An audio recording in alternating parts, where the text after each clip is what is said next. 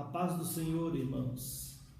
Estamos aqui para o comentário de mais uma lição da Escola Bíblica Dominical, com muito prazer, com muita satisfação.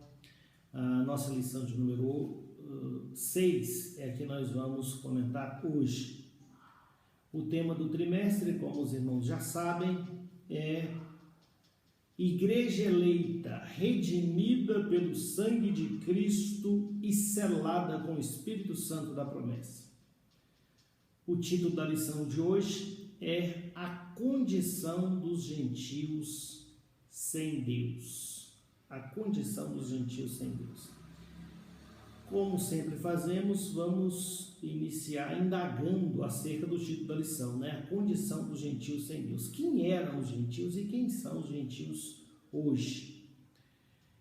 No passado, antes da instituição, da inauguração da Igreja de Cristo, embora ela sempre esteve no plano, no projeto de Deus, desde antes da fundação do mundo, mas antes da instituição ou implantação da Igreja de Cristo, os gentios eram todos aqueles que não faziam parte do povo de Deus. Então tinha o povo de Israel e os gentios. Em muitas passagens bíblicas, ao invés de gentios, os irmãos vão ver a Bíblia Sagrada utilizando a expressão as gentes, né? Os gentios ou as gentes. Então, todos aqueles que não faziam parte da comunidade de Israel.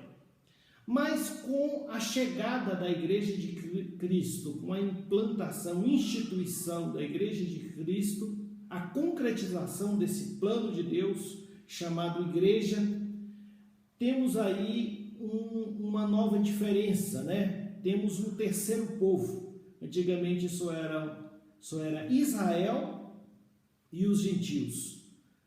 Doravante passaremos a ser três povos, né? Israel continua sendo povo, os gentios, ainda há os gentios que são aqueles que não fazem parte do povo de Israel, mas existe também a Igreja de Cristo, um terceiro povo.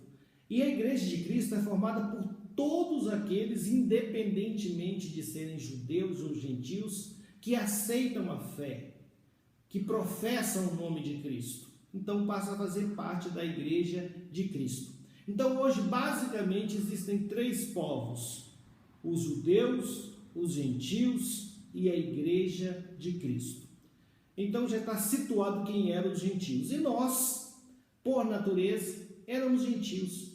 Quando não conhecíamos a Cristo, antes de aceitarmos a fé, éramos gentios. E como gentios, a nossa condição, e o título da lição é esse mesmo, a condição dos gentios, a nossa condição não era nada boa. Nós vemos que estávamos sem Cristo.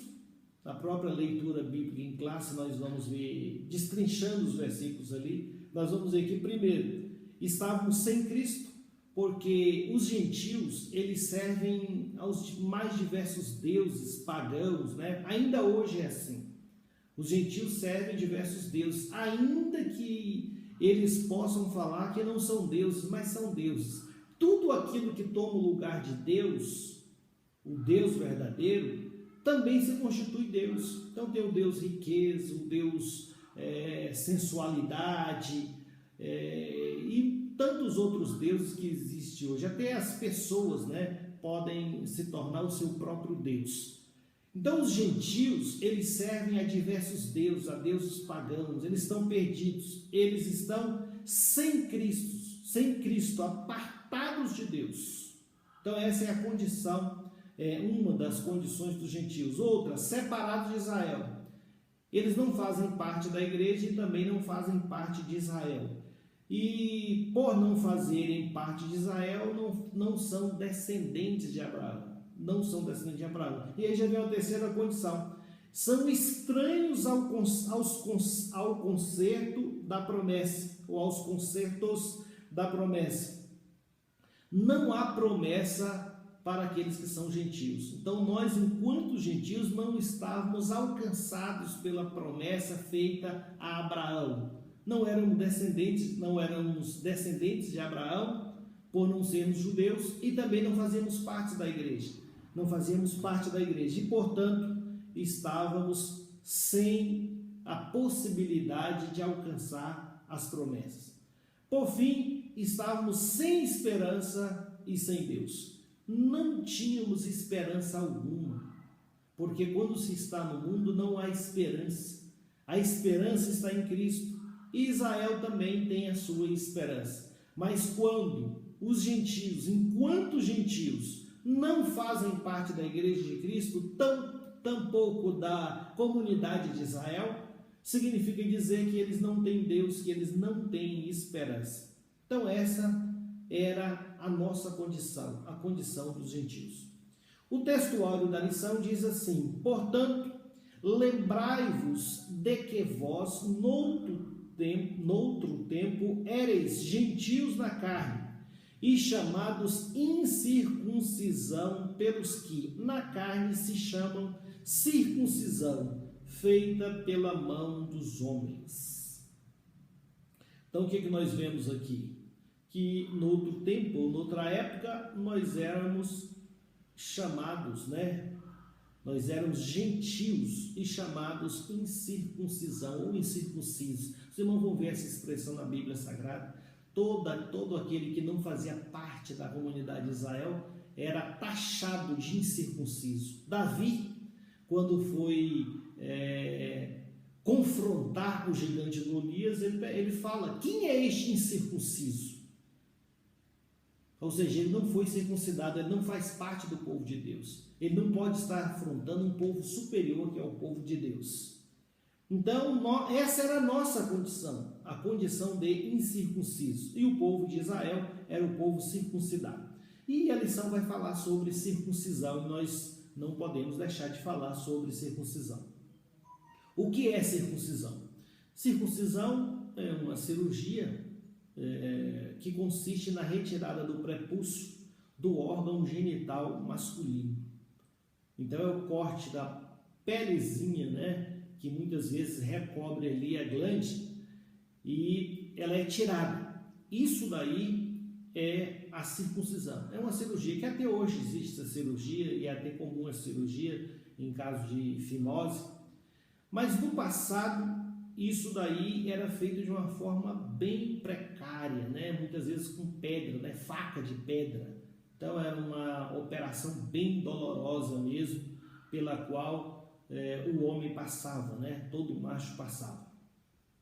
Quando começou a circuncisão entre os judeus? Por que eu falo entre os judeus? Porque a notícia de que havia circuncisão também, não se sabe ao certo, não tem como delimitar isso, em quais povos e a partir de quando, mas a notícia de que alguns povos tinham por costume também a circuncisão. Mas ela tem um significado especial. E quando começou a circuncisão entre os judeus? Toda a história está descrita em Gênesis, Os irmãos vão lá no capítulo 17 do Gênesis, ali está narrando quando Deus está fazendo um pacto com Abraão, patriarca Abraão. E Deus vai fazer com ele ali um concerto. E Deus vai fazer promessas para ele, vai dizer para ele que ele seria um grande povo, uma grande nação. E essas promessas feitas por Deus, Deus queria confirmar essas promessas por meio de um pacto, de um sinal, de um contrato. E isso seria o quê? Seria a circuncisão. Circuncisão que tinha qual o significado? Qual o significado da circuncisão? Era um sinal externo, como já falamos, era um sinal que era feito na carne, no prepúcio de todo macho que nascia. E esse sinal externo, ele simbolizava o concerto entre Deus e o seu povo. Assim, todo macho, desde Abraão foi circuncidado com 99 anos e seu filho Ismael com 13 anos, que foi quando foi feita essa promessa, esse pacto, com Abraão. Depois, a partir daí, todo macho que nascesse deveria ser circuncidado ao 8º dia. Esse era o pacto, esse era o sinal. A partir daí, o povo de Deus tinha que ter essa marca, esse sinal que representava concerto, representava um contrato entre Deus e o seu povo. E por que esse sinal era no órgão genital masculino? Para que todo homem, sempre que se relacionasse com uma mulher, pudesse se lembrar que ele e o que dele fosse gerado era de Deus, pertencia a Deus. E por isso mesmo deveria prevenir este homem de pecar contra o Senhor, de se entregar à prostituição, de se envolver com mulheres estranhas. Ele tinha que saber que ele pertencia a Deus, de modo que quando ele fosse praticar este ato, ele iria se lembrar que era da linhagem do povo de Deus, que ele pertencia a Deus e o que dele nascesse também pertencia a Deus. Então era um sinal muito forte e feito exatamente no lugar onde ele pudesse se lembrar disso, porque todas as nações contemporâneas de Israel eram nações que de regra eram depravadas, né? Havia muita depravação sexual. Então foi exatamente esse o ponto, né? Que Deus fez com que o seu povo tivesse esse sinal exatamente no órgão genital masculino para que todo homem se lembrasse disso. Obviamente que alguns sabiam disso, tinham consciência disso e ainda assim pecavam, mas já era um reforço a mais para o homem se lembrar que não poderia pecar, que ele era exclusivo de Deus, que era propriedade exclusiva do Senhor e que não poderia se envolver com a prostituição, com o adultério e com as mulheres estranhas. E uma outra indagação é que se os gentios que se convertem ao Senhor também precisam ter esse sinal, ou seja, precisam se circuncidar. Os gentios que vêm para Cristo hoje, eles estão sujeitos à circuncisão? A resposta é óbvia para os irmãos, né? É não. Não. Mas nem sempre foi assim. No princípio da igreja havia dúvida. Por quê? Porque se convertiu, a igreja inicialmente era formada basicamente de judeus. E se convertiam fariseus, muitas pessoas que eram ligadas à lei. E eles começaram a mesclar os preceitos da lei com a graça no nosso Senhor e Salvador Jesus Cristo. De modo que Paulo teve problemas, Barnabé teve problemas quando eles estavam pregando o evangelho e chegavam ali os judeus e queriam fazer com que os gentios começassem a observar os preceitos de Moisés para que tivessem direito ao reino dos céus, a promessa da salvação. E Paulo levantou ali uma grande polêmica, um grande debate, porque Paulo defendia que os gentios não estavam sujeitos a isso. E por conta disso, Paulo e Barnabé vai até Jerusalém, e ali em Jerusalém consultar os apóstolos. Houve o primeiro concílio da igreja, o concílio de Jerusalém, onde se concluiu, chegou-se à conclusão que os gentios não estavam sujeitos à lei de Moisés e que, portanto, não deveriam se circuncidar. Deveriam sim observar alguns preceitos, né? E foram colocadas 4 condições aqui: que eles não comessem coisas sacrificadas aos ídolos, que eles não comessem carne de animais mortos por sufocamento, que eles não comessem sangue e que eles se afastassem da prostituição. Então apenas essas 4 coisas foram recomendadas pelos apóstolos no primeiro concílio de Jerusalém, de modo que para nós hoje isso é absolutamente claro, que os gentios que se convertem a Cristo, que fazem parte da igreja de Cristo, não estão sujeitos a quaisquer das práticas do povo de Israel, principalmente essa prática que era a prática da circuncisão.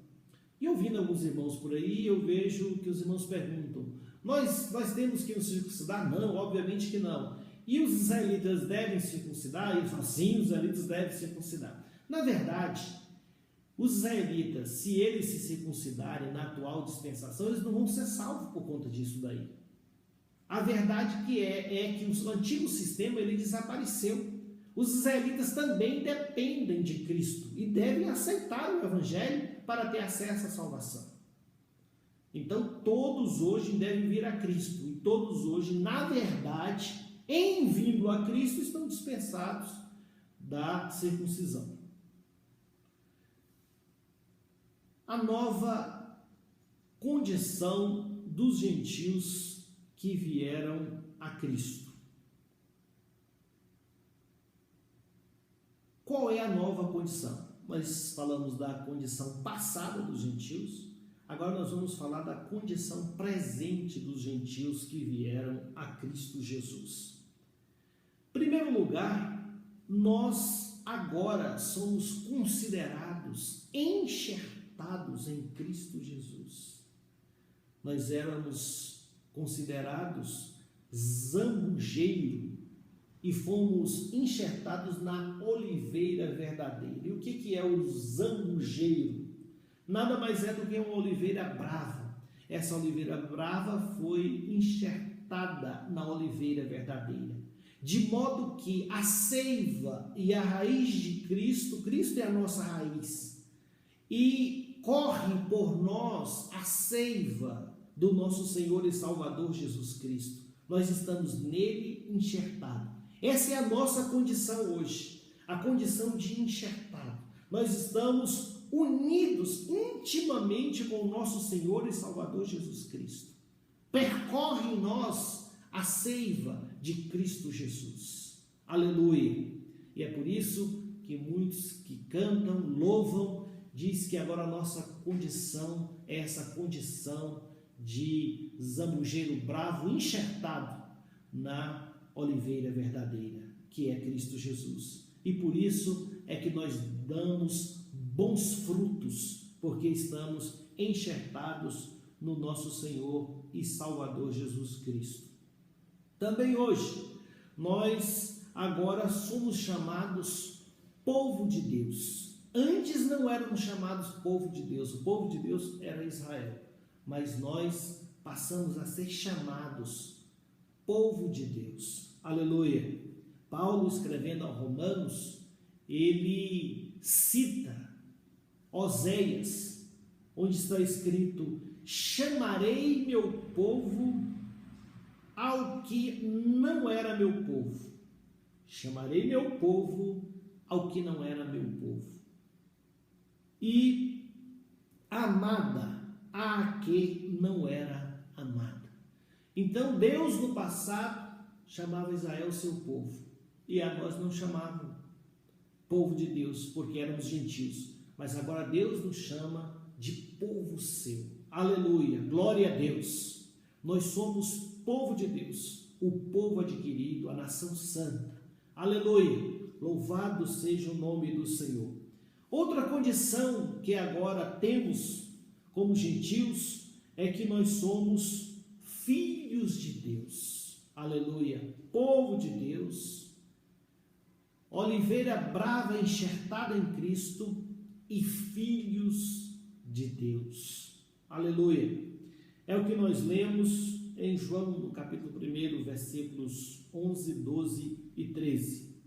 Veio para o que era seu, os judeus, e os seus não o receberam, mas a todos quantos o receberam, deu-lhes o poder de serem feitos filhos de Deus, aos que creem no seu nome, os quais não nasceram do sangue, nem da vontade da carne, nem da vontade do varão, mas de Deus. Então ele veio para o que era seu, e os seus não receberam. Mas a todos quanto receberam, deu-lhes o poder de serem filhos de Deus. Nós recebemos a Cristo. E nós temos esse poder de sermos feitos filhos de Deus. Nós não nascemos da carne, nem do sangue, nem da vontade do varão, mas nós nascemos de Deus. Nós somos de Deus, mas nascemos de Deus. E nós somos filhos de Deus por adoção. Nós somos adotados e nós temos todos os direitos dos filhos legítimos. Muitos desses recusaram a salvação na pessoa bendita de Jesus, mas nós recebemos essa salvação. Aleluia! E hoje somos considerados filhos de Deus. A suma de tudo é que, em se tratando de circuncisão feita na carne, a Bíblia é bem clara. Em Gálatas 5:6. Porque em Jesus Cristo nem a circuncisão, nem a incircuncisão tem virtude alguma, mas sim a fé que opera por amor. Repetindo, porque em Jesus Cristo nem a circuncisão, nem a incircuncisão tem virtude alguma, mas sim a fé que opera por amor. Ou ainda, Gálatas 6:15. Porque em Cristo Jesus nem a circuncisão, nem a incircuncisão tem virtude alguma, mas sim o ser uma nova criatura. Então a circuncisão que é feita na carne e a incircuncisão hoje é de nenhum valor. O que importa é ser uma nova criatura, é ter nascido de novo, é estar em Cristo Jesus. Assim que se alguém está em Cristo, nova criatura é. As coisas velhas já passaram, eis que tudo se fez novo. Isso é o que importa. O debate relativo à circuncisão e incircuncisão se perdeu no passado. Agora existe uma circuncisão, mas que circuncisão era essa? Éramos incircuncisos, mas agora somos circuncidados com a circuncisão que é feita no coração. A verdadeira circuncisão, sendo regenerados para viver para Cristo. Por isso, irmãos, nós louvamos a Deus. Porque antes, naquele outro contexto, estávamos apartados de Deus, sem Cristo, sem esperança. Mas agora fomos enxertados em Jesus Cristo, a oliveira verdadeira. Somos chamados agora povo de Deus. Fomos feitos filhos de Deus. Aleluia! Essa é agora a condição dos gentios convertidos a Cristo. Dantes não tínhamos esperança, mas agora aguardamos a bem-aventurada esperança e o aparecimento da glória do grande Deus, nosso Senhor e Salvador Jesus Cristo. Amém.